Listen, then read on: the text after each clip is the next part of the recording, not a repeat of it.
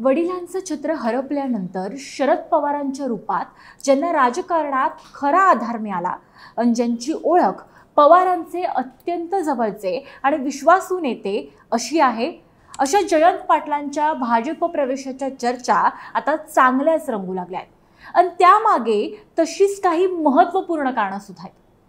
सांगलीतील सूत्रांच्या माहितीनुसार आपण भाजपमध्ये गेल्यास काय होईल याचा आढावा घेण्यासाठी जयंत पाटलांनी मध्यंतरीच्या काळामध्ये एक सर्वे केलाय आणि विशेष म्हणजे पाटलांसाठी या सर्वेचा आलेला निकाल सुद्धा अत्यंत सकारात्मक ठरलाय।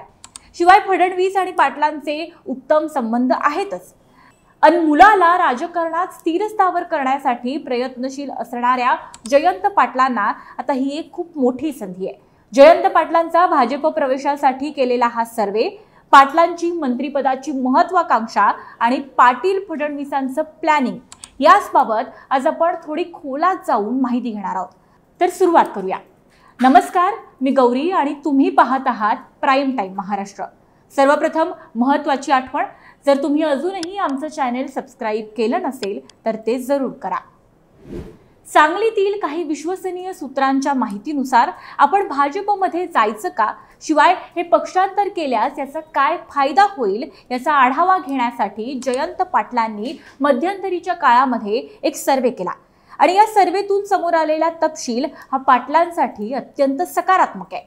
आतापर्यंत जयंत पाटील हे प्रदीर्घ काळ सत्तेत राहिलेले आहेत, शिवाय त्यांचे पुत्र प्रतीक पाटील हे अद्यापही राजकारणात तितकेसे स्थिरस्थावर झालेले नाहीयेत आणि अशातच भाजपमध्ये गेल्यास त्यांचं भविष्य उज्ज्वल असेल असं हा सर्वे सांगतो आणि म्हणूनच जयंत पाटील हे भाजप प्रवेशाबाबत सकारात्मक असल्याचं समजतंय।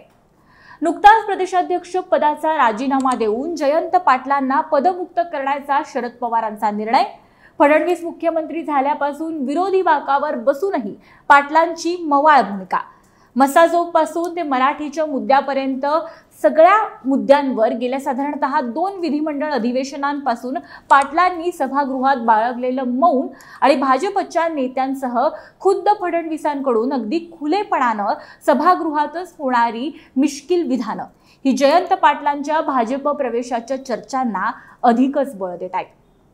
पाटलांना आता नरेंद्र मोदी सरकारच्या योजना आवडू लागल्या आहेत असं मिश्किल विधान अगदी नुकतंच खुद्द मुख्यमंत्री देवेंद्र फडणवीस यांनी विधानसभेत केलं। मुळातच पाटील आणि फडणवीस यांचे संबंध अत्यंत चांगले आहेत। शांत आणि संयमी असलेले जयंत पाटील हे मुख्यमंत्री फडणवीसांना पक्षात हवेच आहेत। शिवाय पश्चिम महाराष्ट्रातील प्रमुख मराठा नेता अशी जयंत पाटील यांची ओळख आहे।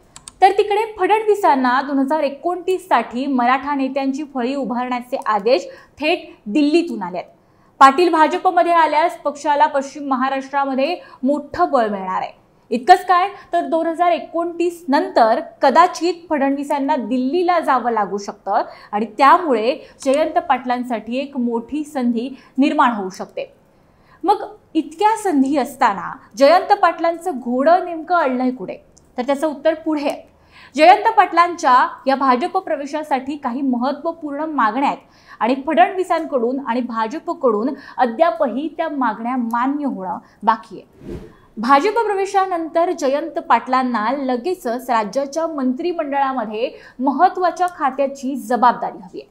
आपल्याला पाटबंधारे किंवा ऊर्जा खात्याची जबाबदारी मिळावी यासाठी पाटील विशेष आग्रही किंवा प्रयत्नशील आहेत। आगामी स्थानिक स्वराज्य संस्थांच्या निवडणुकांनंतर आम्ही तुम्हाला ही संधी देऊ असा शब्द फडणवीसांनी पाटलांना दिल्याचं समजतंय आणि म्हणूनच जयंत पाटलांनी अद्यापही आपला अंतिम निर्णय घेतलेला नाहीये। आता हे सगळं पाहता तुम्हाला काय वाटतं? आपल्या राजकीय महत्त्वाकांक्षांसाठी वडिलांसारख्या शरद पवारांची साथ सोडत जयंत पाटील फडणवीसांसोबत सामील होतील का?